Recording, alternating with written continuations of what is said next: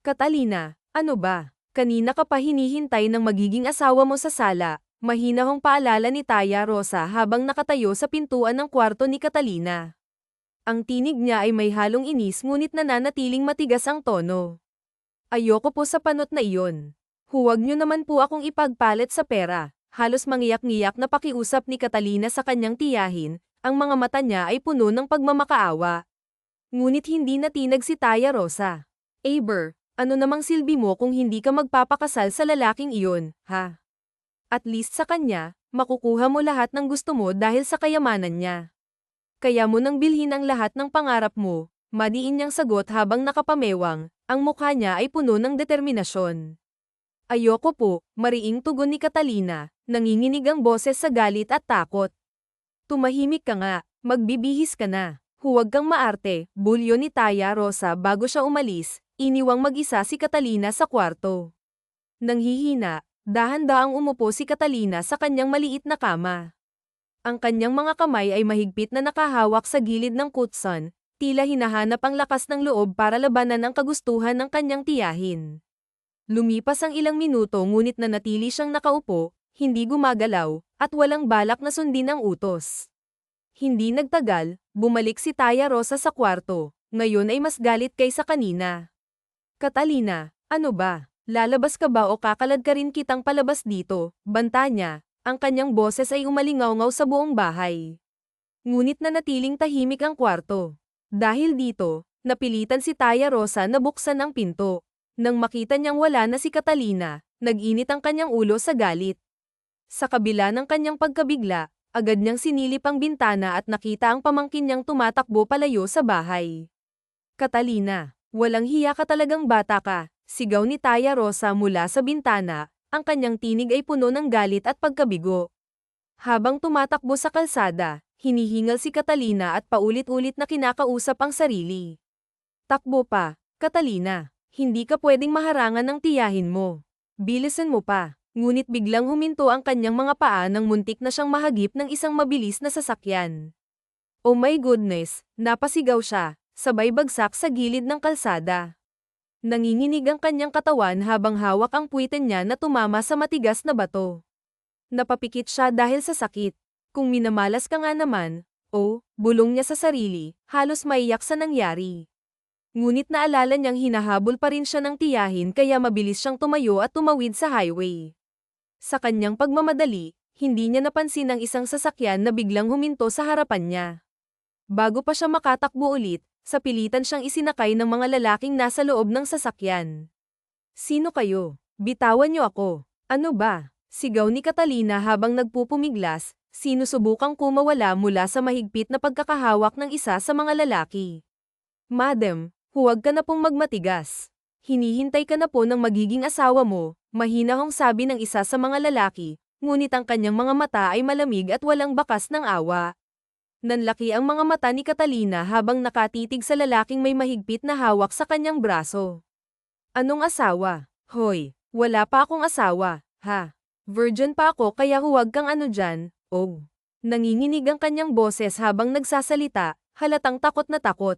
Baka naman, huwag naman sana, hindi naman kayo mga tauhan ng panot na iyon, hindi ba? Nanginginig na tanong niya sa lalaking mukhang lider ng grupo. Halos mapangiti si Diego, isa sa mga tauhan, sa inakto ng kanilang amo, ngunit agad niyang pinigilan ang sarili. Alam niyang baka mabatukan siya ng masungit nilang amo kung makita nitong natatawa siya. Pagdating nila sa mansyon ng mga punalas, nanlaki ang mga mata ni Catalina sa laki at ganda ng mansyon na nasa harapan niya. Halos hindi siya makapaniwala sa nakikita. Seryoso ba talaga? Nasa Malapalasyo, na bahay ako. Hindi ba talaga ako nananaginip? May amnesia po ba kayo, madam? Napalingon siya sa lalaking nasa tabi niya nang mapagtanto niyang nasabi niya ang mga iniisip niya ng malakas. Let's go po, madam, magalang na sagot ng lalaki bago siya hinayla papasok sa mansyon. Sinabi nitong naghihintay na ang kanyang asawa sa loob.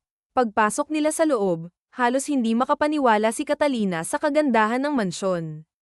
Ang bawat sulok ay tila isang obra maestra. Ang mga chandelier ay kumikislap sa liwanag, at ang mga muebles ay halatang mamahalin. Goodness! Hindi ba talaga to panaginip? Totoo talaga to, bulong niya sa sarili habang iniikot ang tingin sa paligid. Sa sobrang pagkamangha, hindi niya namalaya na nasa malaking sala na pala sila. Nakita po namin siyang tumatakbo sa highway, sir, na para bang may kinatatakutan siya, ulat ng isa sa mga tauhan habang nakatayo sa harap ng isang lalaking nakadukwang at matikas ang tindig. Hindi makagalaw si Catalina nang mapansin niyang ang lalaking iyon ay nakatingin na sa kanya. Ang malamig nitong mga mata ay tila tumatagos sa kanyang kaluluwa. Long time no see, Mrs. Pantallas, malamig na sabi ng lalaki, ang boses nito ay puno ng awtoridad. Nanlaki ang mga mata ni Catalina. Ito ang asawa ko. Oh no, patay na talaga ako nito. Pero paano naman niya ako naging asawa? Maliban na lang kung imposible. Napuno ng pagkalito ang kanyang isip habang pilit niyang inuunawa ang sitwasyon. Take her in the bathroom, malamig na utos ni Alejandro sa mga katulong. Yes po, senyor ito, magalang na sagot ng mga katulong bago mabilis na hinayla si Catalina paakyat ng hagdan. Hindi na siya nakapalag nang dalhin siya sa isang kwarto at sapilitang haburan para paliguan. Halos lumubog sa hiya si Catalina habang ginagawa ito ng mga katulong. Hindi niya akalain na sa isang iglap, magiging ganito kaiba ang kanyang buhay. Matapos siyang paliguan, binihisan siya ng mga katulong ng isang magarang damit na hindi niya akalain na maisusuot niya. Madam, nakahanda na po ang hapunan. Nandoon na po si senyor ito, naghihintay sa pagbaba mo, magalang na paalala ng isa sa mga katulong. Hindi na nagsalita pa si Catalina. Tumayo siya at tahimik na lumabas ng kwarto. Habang naglalakad pababa, hindi niya maiwasang mapansin ang bawat detalye ng bahay. Parang pamilyar ito sa kanya, ngunit hindi niya matandaan kung kailan at saan niya ito nakita. Tumigil ka nga, self. Paano ka namang makakapunta sa ganito kagandang bahay palagi ka nga lang nakakulong sa bahay ng tiyahin mong masamang ugali, bulong niya sa sarili, pilit na sinisita ang kanyang imahinasyon. Pagdating niya sa dining area, halos lumuwa ang kanyang mga mata sa dami ng pagkaing nakahilera sa mesa. Ganito ba talaga ang mayayaman? Parang araw-araw may piyesta dahil sa dami ng pagkaing niluluto, bulong niya sa sarili habang nakatitig sa masaganang hapagkainan. Take your seat, malamig na utos ni Alejandro, na agad naman niyang sinunod.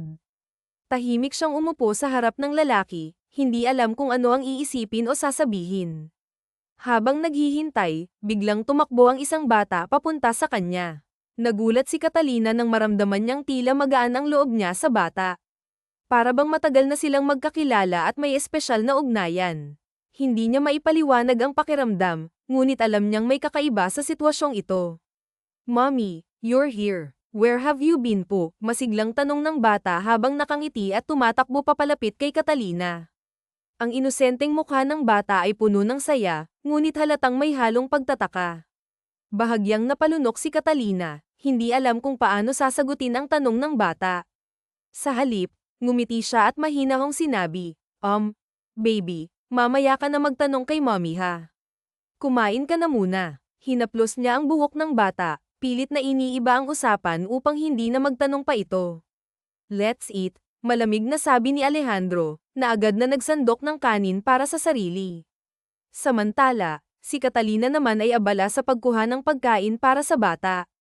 Kahit papaano, alam niya kung paano mag-alaga ng bata, kahit pa anak ito ng isang mayamang pamilya. Ginawa niya ito ng may maingat na kilos, na para bang sanay na sanay siya sa ganitong gawain. Ngunit ang katahimikan ng hapagkainan ay biglang nabasag nang marinig nila ang boses ng isang babae. Oh, so totoo pala na bumalik na ang walang kwenta mong asawa, kuya, sarkastikong sabi ng bagong dating na babae.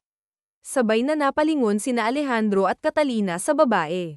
Ang kanyang presensya ay tila nagpapabigat sa hangin sa paligid. Stop it, Christina. Take your seat and let's eat, mahinahon ngunit matigas na utos ni Alejandro. Padubog na umupo si Christina sa tabi ng mesa, ngunit hindi nito napigilan ang sarili na titigan ng masama si Catalina. Bakit ka pa bumalik? Tanong ni Christina, ngunit halatang may halong galit ang kanyang boses. Tahimik na inilapag ni Alejandro ang kutsara at tinidor na hawak niya. Tumayo siya, ang mukha niya ay seryoso at malamig. Kuya, saan ka pupunta? Kinakabahang tanong ni Christina. Alam niyang ayaw ng kanyang kuya na maingay ang hapagkainan tuwing kumakain sila. Isa itong bagay na labis nitong kinaiinisan. I'm done, malamig na sagot ni Alejandro bago sila tinalikuran. Kahit hindi pa niya nagagalaw ang pagkain niya, iniwan na niya ang mesa. Pagkaalis ni Alejandro, agad na bumaling si Christina kay Catalina. Kasalanan mo lahat to eh. Kung hindi ka na sana bumalik pa, hindi na sana kami magkakagulo pa dito sa bahay. Galit na sabi ni Christina, ang mga mata nito ay nagliliyab sa galit. Ngunit nanatili lamang tahimik si Catalina habang mahinahong sinusubuan ng pagkain ang batang katabi niya. Hindi niya pinansin ang galit na babae. Wala akong ginagawa, kaya kung pwede, tumahimik ka na lang, malamig na sagot ni Catalina, ngunit sa loob-loob niya, nagulat siya sa sariling tapang na ipakita ito sa harap ni Christina. How dare you to talk to me like that? Galit na sigaw ni Christina, sabay akmang sasampalin si Catalina. Ngunit bago pa tumama ang kamay ng babae, narinig nila ang malamig na boses ni Alejandro. Don't you dare try to slap her in front of my son, Christina. I'm warning you, banta ni Alejandro, ang boses niya ay mas malamig pa sa yelo. Agad na ibinaba ni Christina ang kanyang kamay, ngunit bakas sa mukha nito ang galit. Tinitigan niya ng matalim si Catalina bago siya tumalikod at umalis mula sa hapagkainan. Tita, bakit mo inaaway si Mommy? Inosenteng tanong ng bata kay Christina, na tila walang kamalay-malay sa tensyon sa paligid. Agad nang umiti si Christina at dumukwang sa pamangkin niya. No, baby, hindi ko inaaway ang mommy mo. Pinagsasabihan ko lang siya, sabi nito, pilit na pinapakalma ang bata. Ngunit sa likod ng kanyang ngiti, alam ni Catalina na may halong kasinungalingan ang bawat salita nito. Sa isipan ni Catalina, naisip niya, ang galing din palang umarte ng babaeng to. Nang makaalis si Christina, naiwan sina Alejandro, Catalina, at ang bata sa hapagkainan. I'm sorry kung ganun pa rin ang trato ni Christina sa'yo. Huwag mo siyang intindihin. Sa akin ka lang mag-focus at kay Mateo. Siya ang importante sa lahat, mahinahon ngunit seryosong sabi ni Alejandro. Biglang pumasok ang isa sa mga katulong, dala ang isang baso ng juice.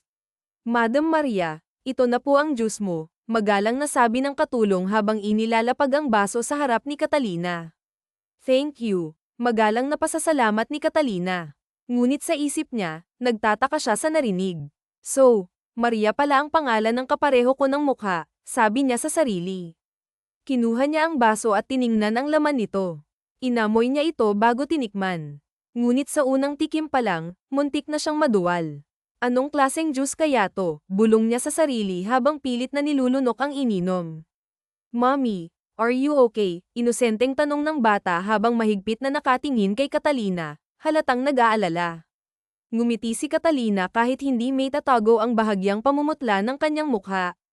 Yes, baby, I'm okay, sagot niya, ngunit halata sa boses niya ang pag-aalinlangan. Mabilis siyang tumayo at nagmadaling pumunta sa lababo. Doon niya ibinuhos ang kanina pa niya gustong isuka. Napansin ng katulong at ni Alejandro ang nangyari, at parehong nagtaka kung bakit ganoon ang reaksyon ni Catalina. Lalo na si Alejandro, dahil alam niyang paborito ng kanyang asawa noon ang dragon fruit juice. Sa katunayan, nagagalit pa nga ito kapag walang ganoong inumin tuwing kumakain sila. Lumapit si Alejandro sa kanya, halatang nag-aalala. Are you okay? May masakit ba sa'yo? Tanong niya, habang maingat na hinahaplos ang likod ni Catalina upang alalayan ito. Huminga ng malalim si Catalina at pilit na ngumiti.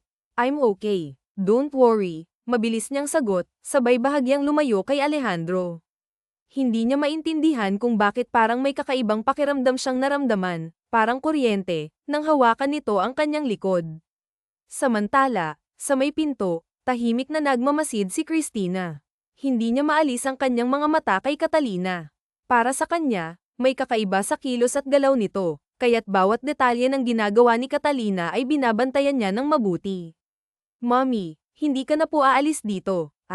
Dito ka na po titira, inosenteng sabi ng bata habang mahigpit na nakahawak sa kamay ni Catalina. Ang mga salitang iyon ay parang isang kutsilyong tumagos sa puso ni Catalina. Hindi niya lubos maisip kung anong klaseng ina si Maria, at kung bakit nagawa nitong iwan ang bata. Ngunit sa kabila ng sakit na nararamdaman niya, pinilit niyang ngumiti. Yes, baby, dito na si Mommy. Hindi ka naiiwan pa ni Mommy, Sagot niya habang pinipisil ang malambot na pisngi ng bata. Napangiti siya kahit papaano dahil sa kakyutan nito. Tahimik lamang na nakamasid si Alejandro sa eksena. Habang pinapanood niya ang mag-ina, hindi niya maiwasang mapailing. Kakaiba ang Maria na nasa harapan ko ngayon, bulong niya sa sarili. Ngunit sa halip na pag-isipan pa ito ng mabuti, pinili niyang balewalain. Ang mahalaga lamang para sa kanya ay ang kasiyahan ng kanyang anak. Ngunit ang katahimikan ay muling nabasag nang biglang magsalita si Christina, puno ng iritasyon ang boses. Hanggang ngayon ba nagpapauto ka pa rin sa asawa mo, kuya? Kahit alam mong niloloko ka na niya. Napabuntong hininga si Alejandro bago sumagot. Nagbago na siya, mahinahon niyang sagot, ngunit halatang may bahid ng paninindigan ang kanyang tono. My goodness, kuya, ang katulad ni Maria, never nang magbabago, sarkastikong sagot ni Christina, sabay taas ng kilay. People change naman, sagot ni Alejandro, pilit na pinapakalma ang sarili. Kuya, pwede ba, huwag kang ang ano dyan. Huwag mong sabihin na mahal mo pa rin siya hanggang ngayon. Bahagyang natahimik si Alejandro bago sumagot. Mahal siya ng anak ko kaya bakit ko naman ipagkakait sa anak kong kaligayahan niya. Halatang nainis si Christina sa sagot ng kanyang kapatid. Ewan ko sa'yo. Ewan ko kung bakit hindi mo makita ang kasamaan ng asawa mong yan, galit na sabi niya bago padabog na lumabas ng opisina ni Alejandro. Napabuntong hininga si Alejandro at saglit na ipinikit ang kanyang mga mata. Ramdam niya ang bigat ng sitwasyon, lalo na't muling bumalik ang selos na matagal na niyang pilit nilalabanan. Huminga siya ng malalim, pilit pinapakalma ang sarili. Ngunit sa tuwing naiisip niya ang posibilidad na nanlalalaki ang kanyang asawa, tila umaakyat ang dugo niya sa ulo. Hindi niya namamalayan, nagiging mapanganib ang kanyang iniisip. Habang nasa mansyon, abala si Catalina sa ginagawa niya. Nagluluto siya ng merienda para sa kanila ng anak-anak niyang si Mateo. Maingat niyang hinihiwa ang mga prutas habang inaayos ang mga sangkap para sa pagkain. Tahimik ang paligid, ngunit ang kanyang konsentrasyon ay biglang naputol nang marinig niya ang yabag ng sapatos na papalapit sa kusina. Paglingon niya, nakita niyang pumasok si Christina. May halong ngiti sa labi ngunit ang mga mata nito ay puno ng galit. Wow, at talagang nagpakain ka na sa pamangkin ko, ah. At pinag-aaralan mo pa talagang magluto. Para ano? Para bumawi sa kanila. Hindi ka kapani-paniwala, natatawang sabi ni Christina, ngunit halata ang sarkasmo at galit sa kanyang tono. Hininto ni Catalina ang ginagawa niya at humarap kay Christina. Ang mukha niya ay kalmado ngunit may halong pagtataka. Ano bang problema mo? Tanong niya, pilit na pinapakalma ang sitwasyon. Ngunit hindi nagpatinag si Christina. Anong problema ko? Problema ko kung bakit ka pa bumalik. Kung sana doon ka na lang sa lalaki mo, edi sana tahimik ngayon ang buhay ng kuya ko, galit na sabi nito, sabay hampas ng malakas na sampal sa pisngi ni Catalina. Napahawak si Catalina sa kanyang pisngi, hindi makapaniwala sa nangyari. Tinitigan niya si Christina, ngunit ang tingin nito sa kanya ay parang gusto siyang lamunin ng buhay. Bago pa siya masaktan ulit, mabilis siyang umatras upang makalayo. Ngunit hindi pa rin tumigil si Christina. Mabilis nitong hinayla ang buhok ni Catalina at sinabunutan siya ng walang awa. Aray, ano ba? Bitawan mo yung buhok ko, sigaw ni Catalina, pilit na kumakawala sa mahigpit na pagkakahawak ni Christina. Ngunit mas lalo pang hinigpitan ni Christina ang sabunot sa kanya, tila ba sinasadyang pahirapan siya. Sa gitna ng kaguluhan, biglang pumasok si Santiago, ang nobyo ni Christina. Agad niyang nakita ang eksena at mabilis na lumapit upang awatin ang nobya. Honey, bitawan mo siya, madiing sabi ni Santiago habang pilit na hinihila si Christina palayo kay Catalina. Huwag kang makialam dito, Santiago. Baka sa'yo ko ilabas ang galit ko, galit na sigaw ni Christina sa nobyo. Ang mukha nito ay pulang-pula sa galit, at halatang hindi ito natatakot kahit kanino. Ngunit hindi nagpatinag si Santiago. Sa akin mo na ilabas ang galit mo, basta bitawan mo lang siya, mahinahon ngunit mariing sabi niya. Saktong nakawala si Catalina mula sa pagkakahawak ni Christina. Dahil sa tindi ng galit ni Catalina, isang malutong na sampal ang damapo sa makinis na mukha ni Christina. Nagulat si Christina, hindi makapaniwala sa nangyari. How dare you to slap me? Galit na sigaw ni Christina habang hawak ang pisngi niyang namumula. Ngunit hindi nagpaawat si Catalina. How dare you to? Wala kang karapatan na saktan ako dahil kapatid ka lang ng asawa ko. At tandaan mo, pwede kitang kasuhan kung gusto ko dahil pamamahay namin to, galit na tugon ni Catalina habang matapang na tumingin kay Christina. Hindi makapaniwala si Christina sa narinig. Tinitigan niya si Catalina, tila ba naguguluhan. Sa isip niya, parang hindi si Maria ang kaharap ko ngayon. Ano yung sinasabi mong pamamahay nyo? Nagpapatawa ka ba? Baka nakakalimutan mo, kapatid ko si Kuya, at nakapangalan sa aming dalawa ang bahay na to, balik na sigaw ni Christina, pilit na ipinapakita ang kanyang autoridad. Hindi na sumagot si Catalina. Iniwan niya ang niluluto niya sa kusina at tahimik na umakyat sa kanilang kwarto. Pagdating niya roon, saka pa lamang bumagsak ang kanyang mga luha. Umupo siya sa gilid ng kama, hawak ang kanyang dibdib na tila ba nahihirapan siyang huminga. Bakit ganito? Gusto ko lang naman ng tahimik na buhay. Bakit ang gulo ng napasukan ko? Mahinang sabi ni Catalina sa sarili habang pilit na pinipigilan ang kanyang paghikbi. Ang bilis naman ng karma ko. Kung alam ko lang na ganito pala, sana umalis na lang ako. Pero saan naman ako pupunta? Alam kong hanggang ngayon, hinahanap pa rin ako ni Taya Rosa at nung panot na yun. Kinuha niya ang isang larawan mula sa bedside table. Tinitigan niya ang larawan nina Alejandro at Maria, pilit na hinahanap ang anumang pagkakaiba nila.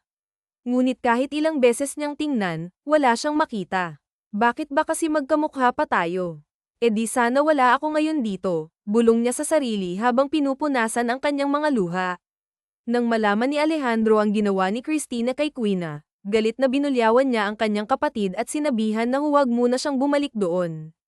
Kuya, baka nakakalimutan mong may-ari din ako sa bahay na ito, kaya may karapatan akong tumira dito.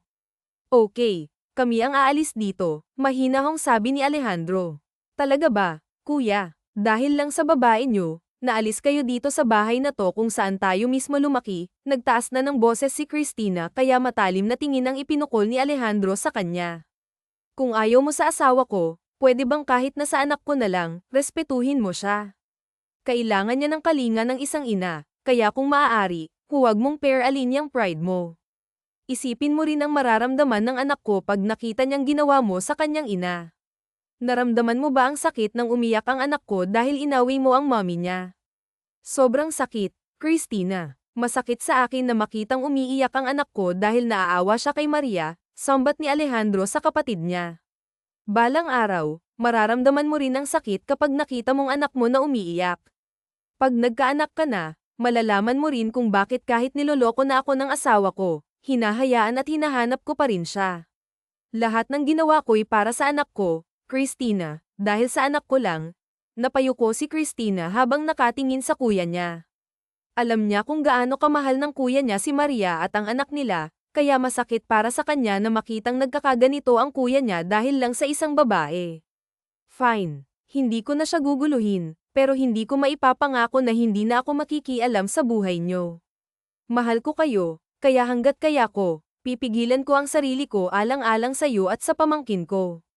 Kaagad nagpaalam si Christina kasama ang nobyo niya. Agad namang napahilamos sa kanyang mukha si Alejandro dahil sa frustration. Marami na siyang trabaho sa opisina niya na halos walang katapusan, at dumagdag pa ang kapatid niya. Nasaan ang Madam Maria niyo? Tanong ni Alejandro sa katulong. Nasa taas po, senyorita, pero kanina pa po siyang hindi lumalabas. Okay, umakyat si Alejandro sa taas kung nasaan ang kanilang kwarto. Pagdating niya doon, kaagad niyang binuksan ang pinto. Nakita niya ang kanyang asawa na nakahiga sa kama at halatang galing pa ito sa pag-iyak dahil may luha pa sa pisngi nito na pinunasan ni Alejandro. Napaka-inosente ng mukha ng asawa niya, ibang-iba noon na halos makeup lang ang nakikita. Mahinang hinaplos ni Alejandro ang mukha ng asawa niya at napabuntong hininga na lang siya. Hindi niya maintindihan ang sarili niya. Gusto niyang magalit ng husto kay Maria, pero ang puso niya ayaw makisama sa kanya. Kusa kasing sumasakit ang puso niya pag nakikita niyang nahihirapan si Maria. I'm so sorry kung pinilit kitang pakasalan ako. Ayoko lang na mapunta ka sa iba, dahil mahal na mahal kita, Maria, aniya habang hinalikan niya ang noo ng asawa niya. Dahil sa pagka-obses niya kay Maria noon, pinilit niyang pakasalan siya dahil ayaw niya itong maagapan ng iba. Pumayag naman si Maria dahil takot siya sa lalaki. Pero nang malaman ng boyfriend niya na nagpakasal na sila ni Alejandro, nagpakamatay ang lalaki at umabot yun kay Maria. Nagalit si Maria kay Alejandro dahil ito ang dahilan kung bakit nagpakamatay ang nobyo niya. Ibinalik niya rito ang sakit ng lalaki rin siya at pinapahiya ang asawa sa kagustuhan na maramdaman nito kung gaano kasakit ang ginawa niya. Hanggang sa nabisto ito ni Christina, kaya ganoon na lang kagalit si Christina kay Maria. Pero kahit ganoon ay hindi pa rin naniniwala si Alejandro hanggat hindi siya makakita ng ebidensya. Pinaimbestigahan niya ang asawa at doon na nagsimula ang lahat. Nang malaman ni Maria na alam na ni Alejandro ang totoo, umalis na siya sa bahay ng asawa at iniwan na niya ang kanilang anak sa kanyang asawa. Nang maramdaman niyang may nakatingin sa kanya, kaagad na nagmulat ng mata si Catalina at tama nga siya, may nakatingin sa kanya. Pasensya ka na kung nakatulog ako.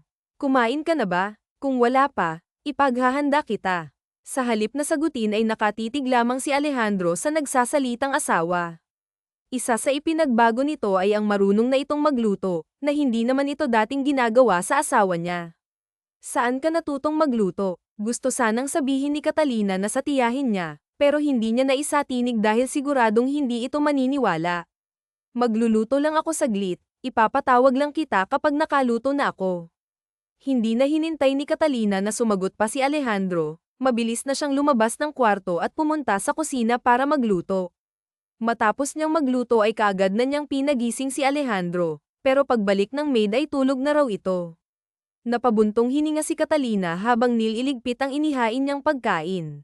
Kami na po dyan, madam, presenta ng isang katulong kay Catalina. O sige, salamat. Mabilis na lumipas ang mga buwan at naging taon. Nagpapasalamat si Catalina at hindi na siya nahanap ng tiyahin niya at sa lalaki na gustong asawahin siya. Nakaupo lang si Catalina sa kama habang hawak ang isang frame kung saan ay nandoon ang larawan ni Alejandro. Alam kong kasalanan na ma-inlove sa lalaking may asawa na, pero hindi ko mapigilan pa na mahalin ka. Kahit ang lamig mo ay ang lakas pa rin ng dating mo sa akin. Hindi ko sinasadyang pangarapin ka, pero hanggang doon lang yun. Hanggang pangarap lang ako dahil hindi naman ako ang babaeng gusto mo. Mahina niyang anya sa sarili bago niya ibinalik sa lamesang maliit ang hawak niyang frame. Kamusta sa bahay? Tanong ni Christine sa butler ng kuya niya. Ito kasi ang sumando sa kanya sa airport. Kababalik lang ni Christine galing sa Singapore at sa bahay nila ng kuya niya siya dederecho. Okay naman po yang lady, magalang na sagot ng butler.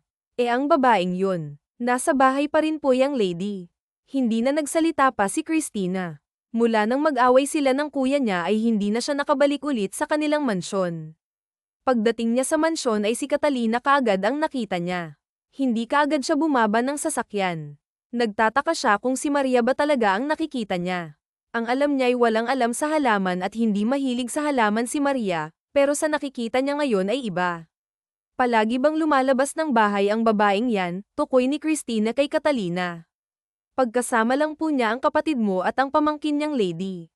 Pakidala ang gamit ko sa loob at gusto ko muna siyang makausap, utos niya sa butler. Okay po yang lady. Tahimik lang si Catalina na nagdidilig sa mga halaman nang may biglang nagsalita sa likod niya. Alam mo bang matagal na akong may duda sa'yo, nakataas kilay na sabi ni Christina habang nakakross ang dalawang kamay niya. Saglit lang na tumingin si Catalina kay Christina at binawi din kaagad ang tingin niya. Nakabalik ka na pala, casual lang niyang sabi sa kaharap. Ang tanong ko ang sagutin mo. Matagal na akong may duda sa'yo, gusto ko lang na sabihin mo sa akin ang totoo. Napalunok ng sariling laway si Catalina nang seryoso siyang tignan ni Christina. Ano ba yang pinagsasasabi mo? Naglulumikot ang mata niya dahil ayaw niyang makipag-inin kay Christina. Hindi ikaw si Maria, hindi ba? Nakapunta ka lang sa ibang bansa, ganyan agad ang tanong mo pag uwi mo rito. Sabihin mo sa akin ang totoo at makakaasa kang wala akong sasabihin kay kuya. Napipi si Catalina at hindi agad nakasagot. Gusto niyang iwan ang kausap pero pag ginawa niya yun, sigurado lang lalo itong magdududa na hindi nga siya si Maria. Alam kong nag-aalangan ka, pero gusto kong malaman ang totoo. Sino ka? Ang totoong ikaw. Ako si Maria, kaya wala akong sasabihin sa'yo. Nagmamadali siyang umalis para hindi na siya makulot pa ng dalaga. Pag nalaman ni Christina ang totoo, siguradong tapos na siya, yun ang inaalala niya. Siguradong mahahanap na siya ng tiyahin kapag nakalabas na siya sa poder ng mga punti. Akala mo naman siguro matatakasan mo ako, fake na Maria. Sisiguraduhin kong mabubulgar ang totoo, nakangisi niyang sabi habang sinundan si Maria sa loob. Tita, mabilis na tumakbo si Mateo sa tita niya. Pumantay naman si Chris sa kanyang pamangkin nang tumakbo ito papunta sa kanya. Hello baby Mateo, HM ang bango, humadyak si Mateo nang halikan siya ng tita niya sa noo at ilong. Bakit po ang tagal ninyong bumalik, tita? Busy lang si tita baby, but don't worry dahil dito na ulit si tita titira. Malapad ang ngiti na sabi ni Christina sa pamangkin niya. Yehey, dito na ulit titira si tita, sigaw ni Mateo. Mula sa kinaroroonan ni Catalina ay bigla siyang nanlamig sa narinig. Siguradong hindi siya tatantanan ni Christina ngayong bumalik na ito sa mansyon. Sa kabilang dako naman ay nakangisi ng malademonyo ang isang babae matapos malaman ang balita sa kanya ng tauhan niya. Totoo ngang malapa ang buhay na meron ka, Maria. Pinatay na kita pero hanggang ngayon buhay ka pa rin at talagang pinahanga mo ako ha, nakangisi niyang sabi. Manmanan niyo pa rin siya, gusto kong malaman ang lahat ng kilos niya. Kape po, ma'am. Umalis na ang kanyang mga tauhan habang si Isabela ay humihit-hit lang ng sigarilyo. Malaki talaga ang swerte mo't nakita ka pa rin ng iyong asawa, at kahit ilang taon ang nakalipas bilib din ako sa asawa mo. Kahit ilang ulit na akong kumuha ng ebidensya patunay na nagtaksil ka nga sa kanya, hinanap ka pa rin talaga niya at hindi man lang sinaktan. Ang tanga talaga ng asawa mo. Ako ang nandito, nagmamahal sa kanya ng totoo, pero ikaw pa rin ang pinipili niya, galit na sabi ni Isabela. Bakit ka may hawak na kutsilyo? Takot na tanong ni Catalina kay Christina nang makita niya itong may hawak na kutsilyo habang nakaharap sa kanya. Huwag kang lumapit sa akin. Maawa ka, huwag mo akong saktan, please, nanginginig sa takot si Maria habang nakatingin kay Christina. Habang si Christina naman ay nataranta sa inaakto ni Maria. Kuya, malakas na sumigaw si Christina dahil pati siya'y natakot na rin sa nakikita. What happened to her? Hindi ko alam nakita niya lang ako na may hawak na kutsilyo nagkaganon na siya. Bigla na lang siyang sumigaw habang takot na takot at sabi niya huwag ko raw siyang sasaktan. Tawagan mo ang doktor, bilis. Mabilis na kumilos si Christina, kaagad niyang tinawagan ang kanilang family doctor para papuntahin sa mansyon. Wife, huwag mo akong hahawakan, please. Lumayo ka sa akin. Maria, maawa ka huwag mong gawin sa akin yan, please, umiiyak na sabi ni Maria. Hindi maintindihan ni Alejandro kung bakit ganon ang ikilos ng asawa niya. Yun ang unang pagkakataon na nagkaganon ng asawa niya simula nang makita niya ito. Pagdating ng doktor ay kaagad na sinuri niya si Maria, tinurukan din niya ito ng injection pampakalma. Gusto kitang makausap ng tayo lang, mahinang ani ng doktor kay Alejandro. Sininyasan ni Alejandro ang kapatid na lumabas na lang muna at ailak ang pinto sa kanilang kwarto. Sa tingin ko ay sinaktan noon ng asawa mo gamit ang isang kutsilyo kaya ganun na lang siya kaitakot kapag nakakita ng ganang bagay. At may iba pa akong nalaman, sa tingin ko may sakit sa isip ang asawa mo. Hindi ako sure pero marami na akong nasuri na ganito rin ang kalagayan at lahat sila kumpirmadong may amnesia. At para makasigurado ay mas mabuting dalhin mo siya sa ospital para masuri kaagad siya. Are you sure about this? Sa dami ng cases na nahawakan ko katulad nito, sigurado ako. At para mas makasigurado pa kailangan siyang dumaan sa pagsusuri, payo ng doktor kay Alejandro. Salamat Doc at gusto ko sa atin na lang to. Ayokong may ibang makakaalam nito. Marahang tumango ang doktor kay Alejandro. Matapos mag-usap ay umalis na ang doktor habang naiwan naman si Alejandro sa kwarto kung saan nakahiga si Maria. What happened to you? Bakit ka nagkaroon ng amnesia? Anong dahilan? Mahinang ani ni Alejandro at tanging sarili lang niya ang nakakarinig sa sinasabi niya. Napatitig si Alejandro sa asawa niya, hindi niya alam kung anong nangyayari dito. Huling balita niya sa kaibigan nito noon ay yung sumama na raw si Maria sa lalaki niya. Akmang tatayo na siya nang may nahagip siya sa bandang balikat ng asawa niya at nang tignan niya ay 2 peklat ang nakita niya. Buhay na buhay ito at hindi lang ito nakikita dahil palaging t-shirts ang suot ng asawa niya. Naikayam ni Alejandro ang kamao niya habang nakatingin sa kanyang asawa. Para makasiguro sa hinala ay inalis niya ang kumot sa asawa niya at tinignan ang katawan nito. Ganon na lang ang pag-igting ng panga ni Alejandro nang makita ang maraming peklat sa katawan ng asawa niya. Kusang tumulo ang luha ni Alejandro dahil sa nakikita. Kaya pala ayaw magdamit ni Maria sa mga sexing damit dahil yun pala ang dahilan, nahihiya pala siyang ipakita ang maraming peklat niya sa kanyang katawan. Kung sino man ang gumawa sa'yo nito, sisiguraduhin kong pagbabayaran ko siya sa ginawa niya sa'yo, galit na angle ni Alejandro. Nagtataka si Christina kung bakit ang bigat ng aura ng kuya niya nang dumaan ito sa tapat niya at hindi man lang ito lumingon sa kanya, parang wala itong nakikitang ibang tao. Pagdating ni Alejandro sa pinagkakatiwalaan niyang tao ay kaagad na inilapag niya ang isang tseke. Gaano ba yan kaimportante at ikaw pa mismo ang pumunta rito? Tanong ng isang tao habang humihit-hit ng sigarilyo. Ayokong may ibang makakaalam na sa'yo ako pumunta. Gusto kong alamin mo kung anong nangyari sa asawa ko 3 years ago pati ang tinitirhan niya. Alamin mo kung anong kaugnayan niya sa tiyahin niya. Yun lang pala, bigyan mo lang ako ng 3 days makukuha ko na lahat ng impormasyon na gusto mo.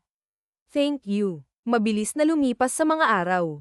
Habang nasa kanyang opisina ay dumating ang inutusan niya para imbestigahan ang nangyari sa kanyang asawa noong hindi niya pa ito nahahanap. O na pinagagawa mo, nakatira ang asawa mo sa isang matandang dalaga. Ito raw ang nakapulot sa asawa mo noon at ito rin ang nagpagamot sa kanya sa ospital. Nang magkamalay na hindi na niya kilala ang sarili niya kaya ang nakapulot sa kanya nagpakilalang tiyahin nito. Ayon sa source ko, gusto siyang ipakasal ng itinuturing niyang tiyahin sa isang matandang mayaman at dahil ayaw ng asawa mo, lumayas siya sa bahay nila.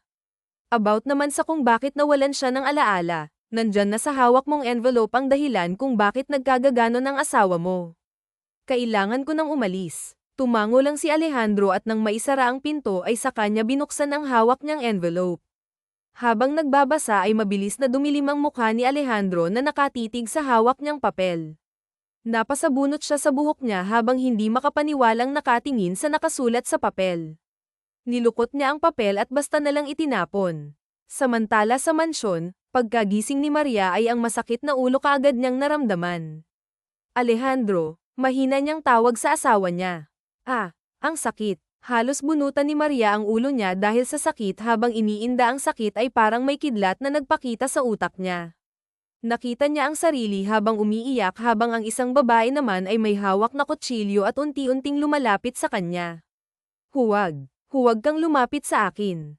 Maawa ka, huwag mong gawin sa akin to, nagmamakaawang sabi ni Maria sa isang babae.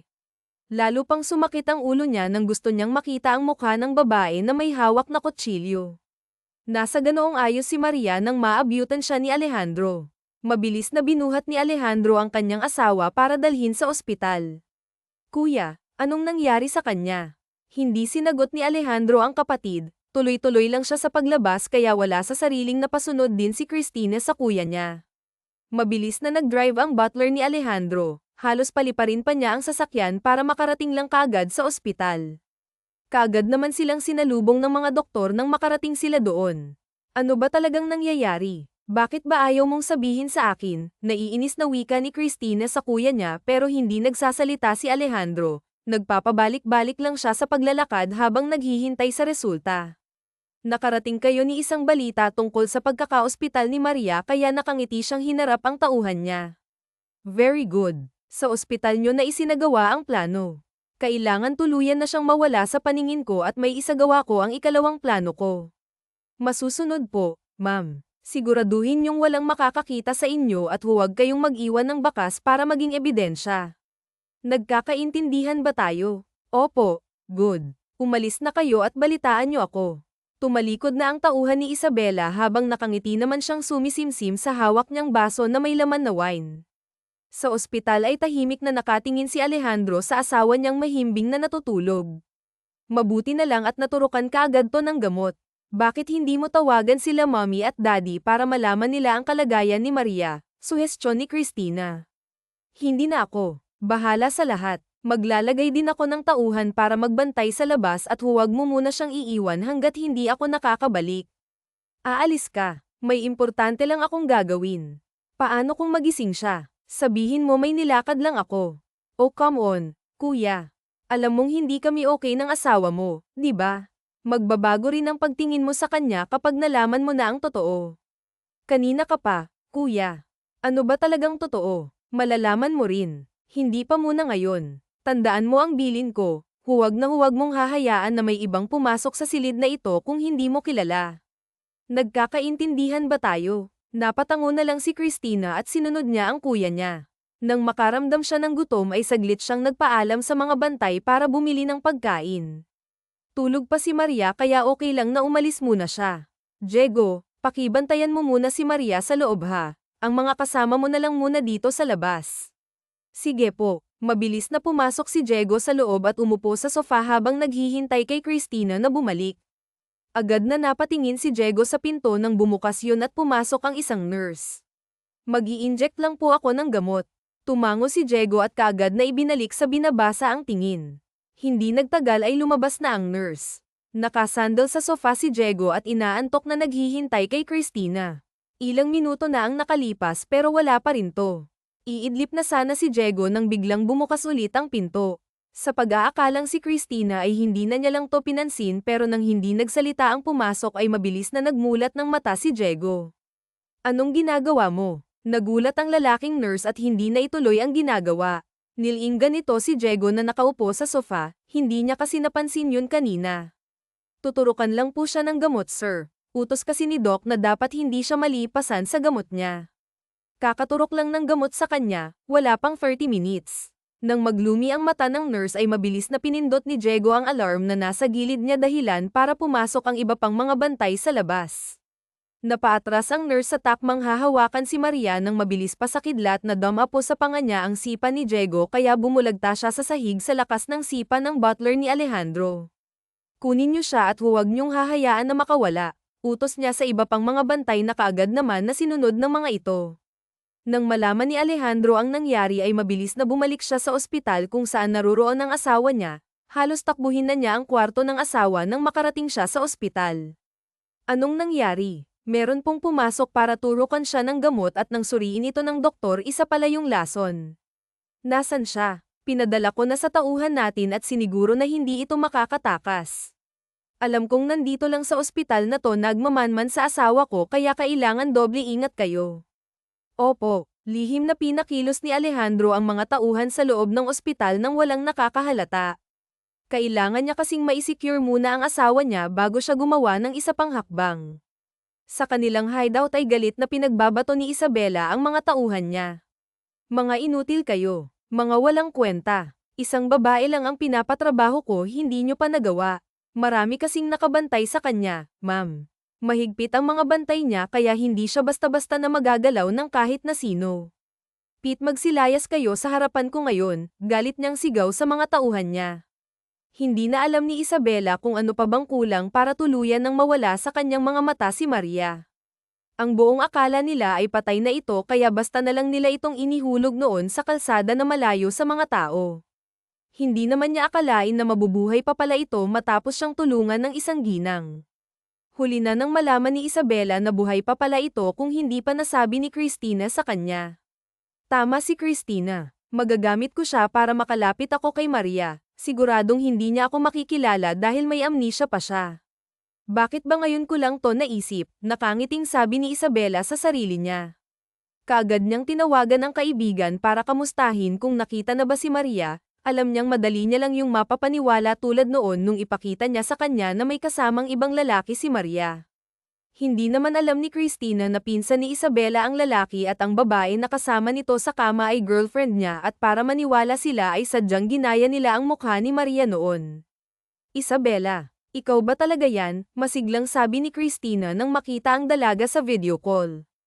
Oo, pasensya ka na kung ngayon ko lang naisipan na tumawag sawa. Masyado kasi akong busy. Ganun ba? Nako, okay lang. Lalo ka pang gumanda puri pa ni Christina kay Isabela. Of course, kailangan kibit balikat niyang sabi.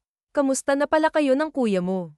Namiss ko na siya. Nako, okay lang si kuya, gwapo pa rin naman siya.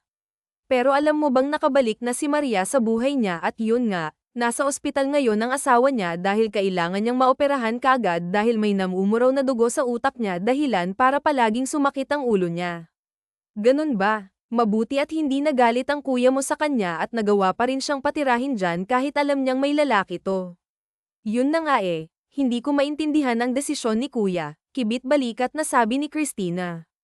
Tumagal pa ang pag-uusap ng dalawa hanggang sa kusa nang nagpaalam si Isabela sa kausap. Sana nga tuluyan ka ng hindi magising, Maria, para makuha ko na si Alejandro. Wala kang karapatan na angkinin ang pag-aari ko. Akin lang si Alejandro, akin lang siya. Hindi ang katulad mo ang nababagay sa katulad ni Alejandro, ako lang ang nababagay sa kanya. Ako lang, galit na naman niyang sabi. Sa ospital, nakahanda na ang gagamitin para sa operasyon ni Maria. Nakahawak sa kamay ni Alejandro ang asawa niya dahil sa takot. Huwag kang matakot, wife. Nandito lang ako, hindi kita pababayaan kaya kailangan mong lumaban, okay? Dahil kailangan ka pa namin ng anak natin, malumanay na sabi ni Alejandro sa asawa niya. Sa isang iglap ay bumalik sa dati ang pagmamahal ni Alejandro sa kanyang asawa. Nagsisisi siya kung bakit nakinig kaagad siya sa kwento at kunwaring mga ebidensya para sirain ang asawa niya. Kung hindi sana siya naniwala, hindi sana nawala ng ilang taon sa kanila ang asawa niya at hindi sana ito magkaka-amnesia dahil nagpadala kaagad siya sa selos na nararamdaman niya. Sobrang mahal niya si Maria kaya ganoon na lang kasakit para sa kanya na makitang may ibang lalaki na nakapatong sa kanyang asawa. Mr. Pantallas, kailangan nag-iisa lang sa operating room ang pasyente, ani ng doktor. Ni Maria. Alejandro, natatakot ako, mahinang sabi ni Maria. Huwag kang matakot, okay. Tandaan mong mahal na mahal kita, wife. Lumaban ka dahil babawi ako sa iyo, okay? Hinalikan muna ni Alejandro si Maria bago ito isinakay sa wheelchair. Nang malaman ng magulang ni Alejandro ang pagbabalik ni Maria ay kaagad na nagpabook sila ng flight pauwi sa Pilipinas.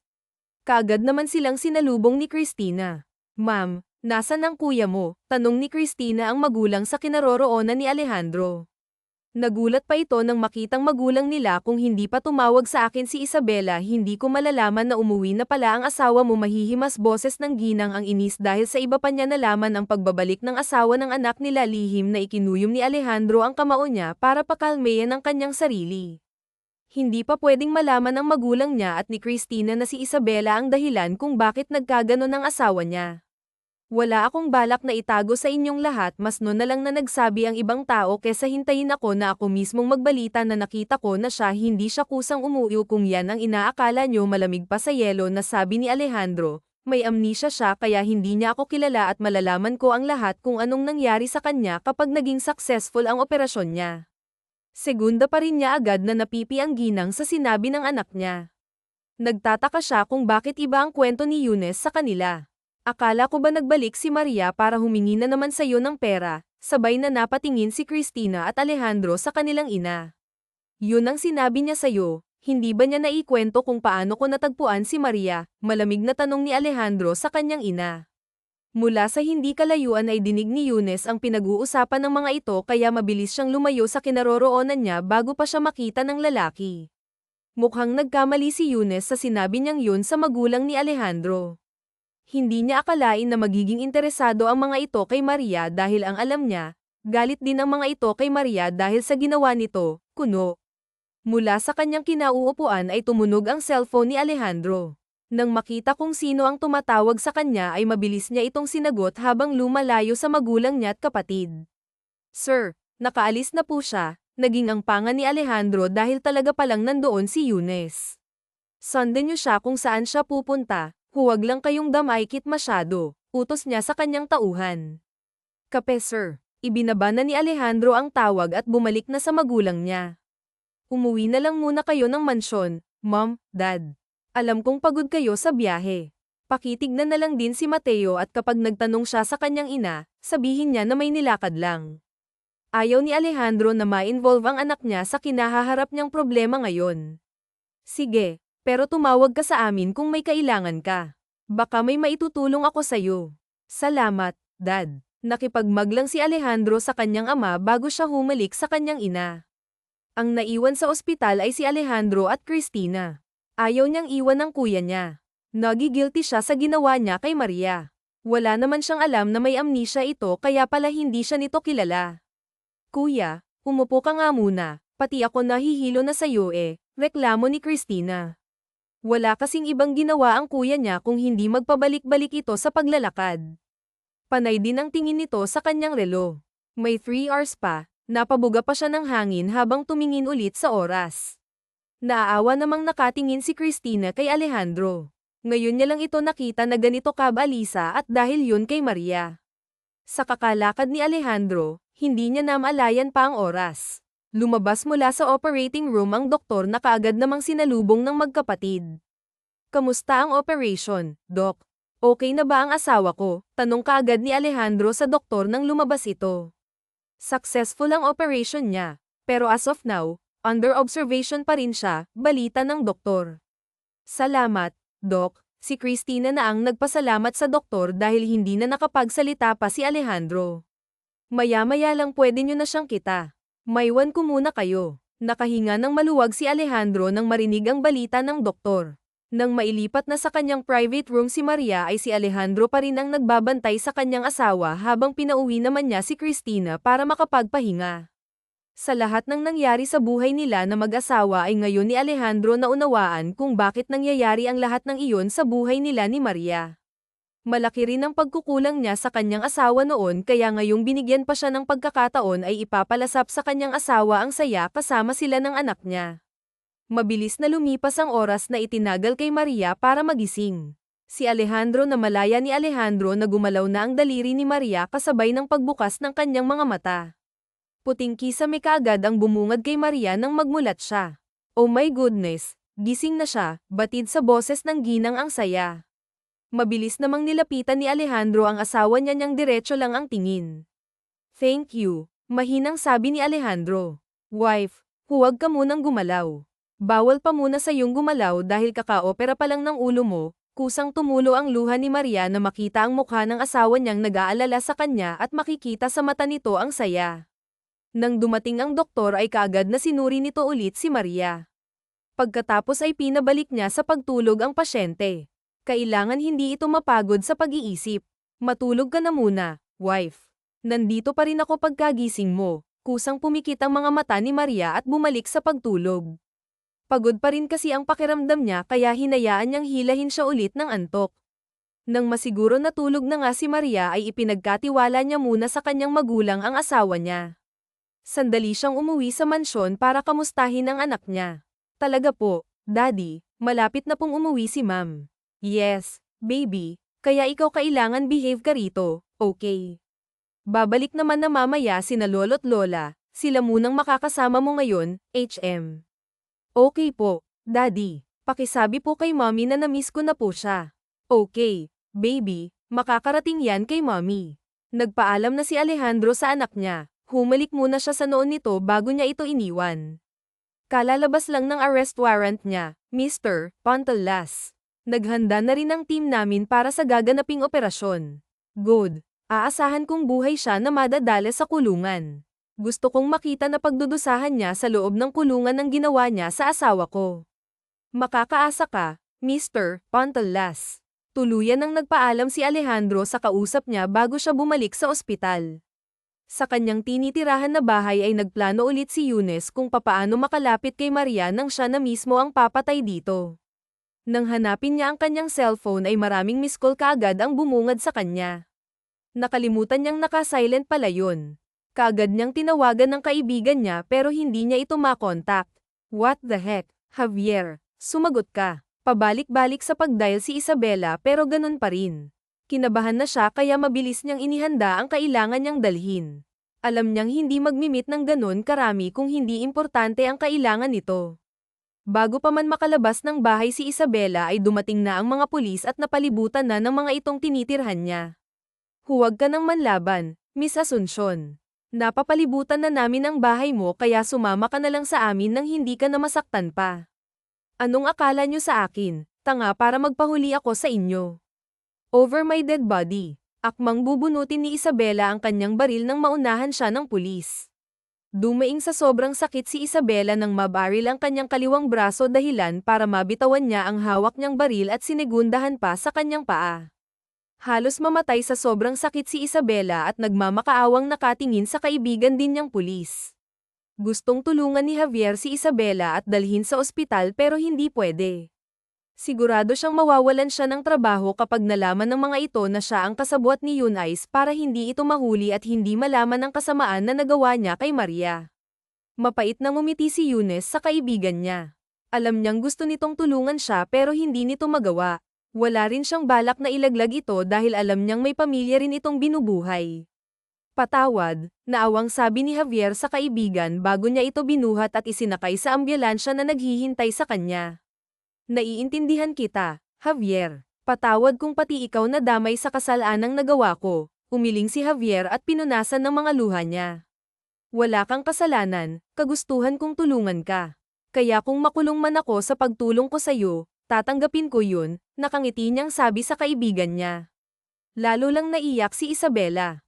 Nagmahal lang naman siya kaya niya yun nagawa kay Maria at hindi niya hinanggad na umabot siya sa ganong punto na babalik rin sa kanya ang mga ginawa niya. Sa ospital ay nabalitaan ni Alejandro ang nangyari kay Eunice maging ang magulang niya alam na ang nangyari at kung ano ang mga kasalanan ni Eunice sa kanya at kay Maria. Hindi halos makapagsalita si Cristina sa nalaman.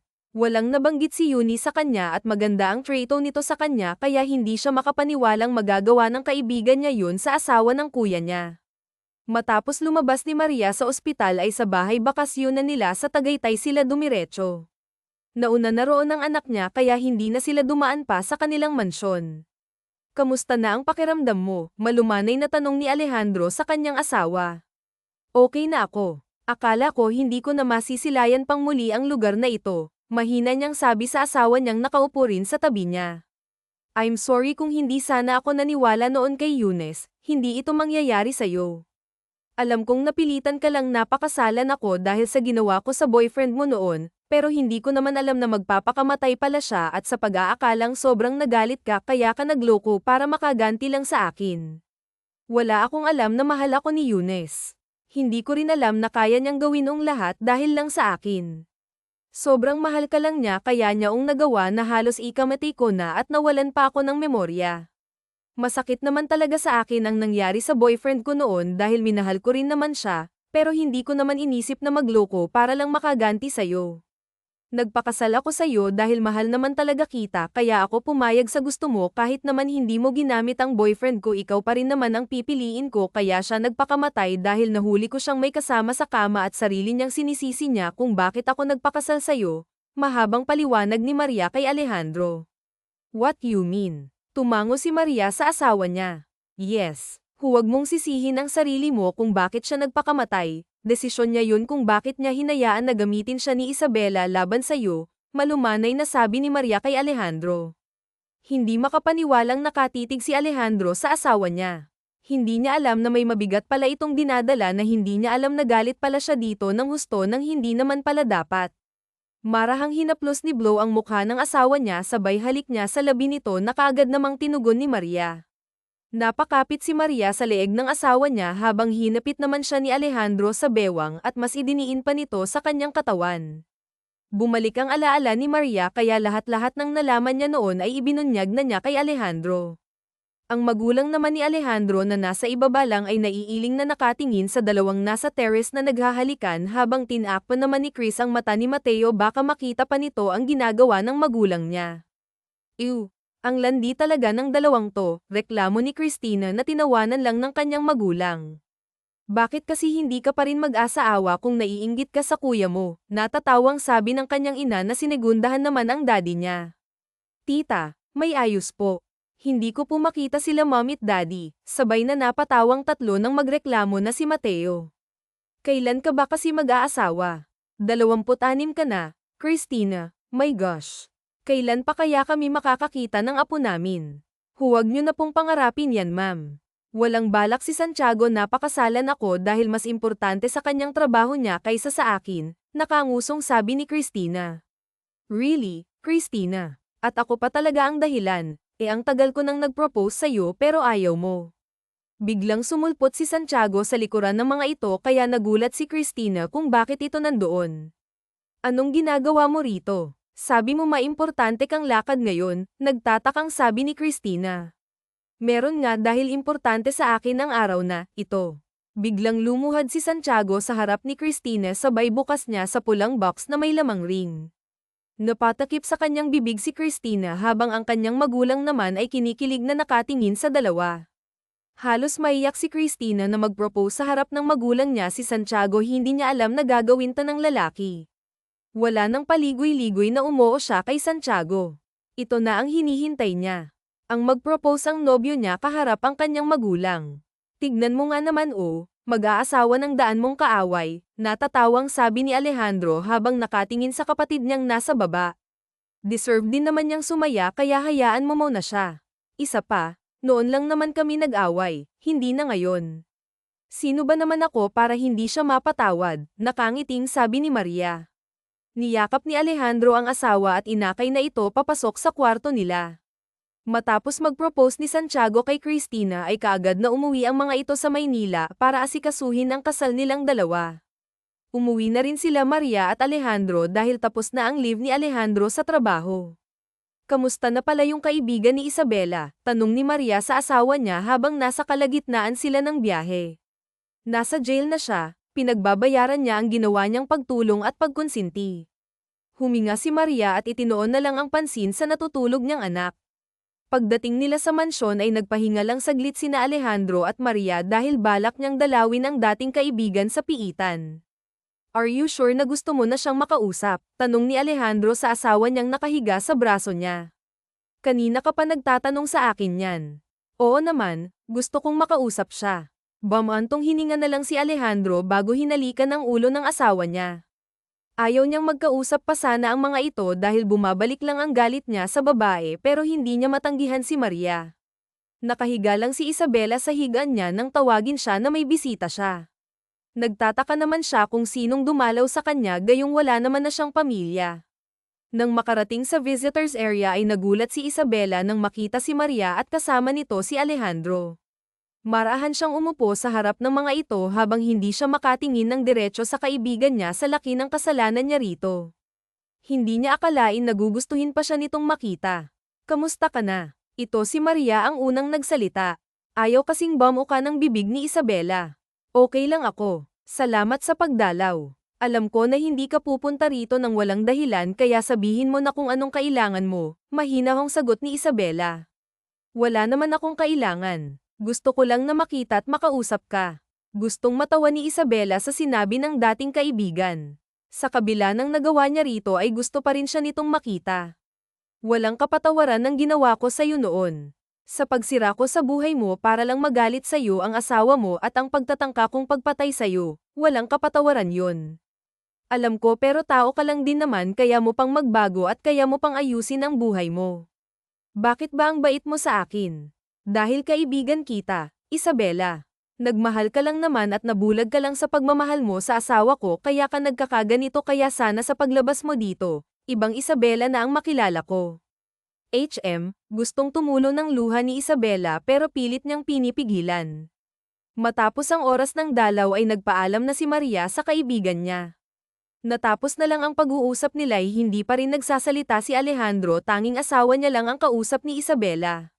Wala kasi siyang interest dito kung hindi lang dahil kay Maria ay hindi siya sasama sa kulungan para dalawin ang traidor nitong kaibigan.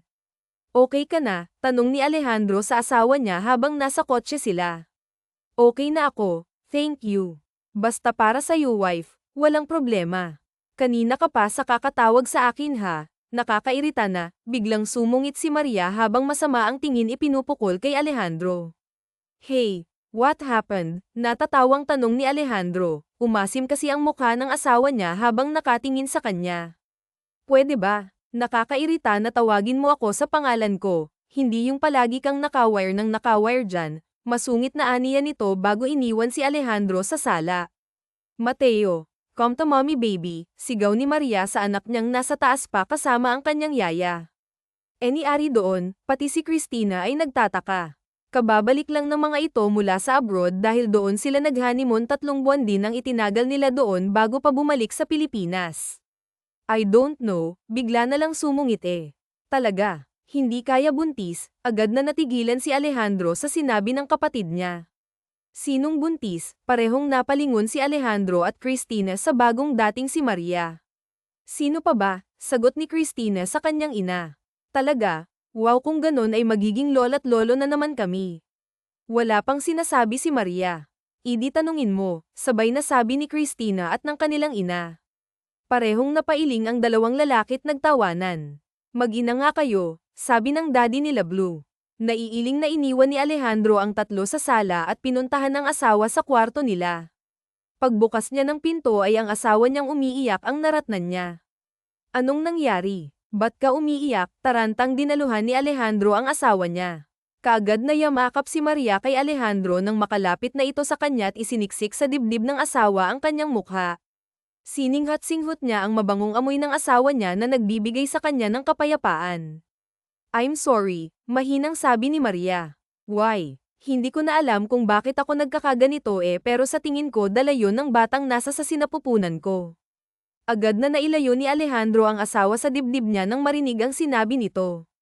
Really? Are you sure? Tumango si Maria kaya napayas na lang si Blue sa kahinalikan ng ulo ng asawa niya. Mula nang makumpirma ni Alejandro na buntis nga ang asawa niya ay doble ingat at doble alaga siya dito kahit nga magpaligo sa anak nila, si Alejandro ang gumagawa.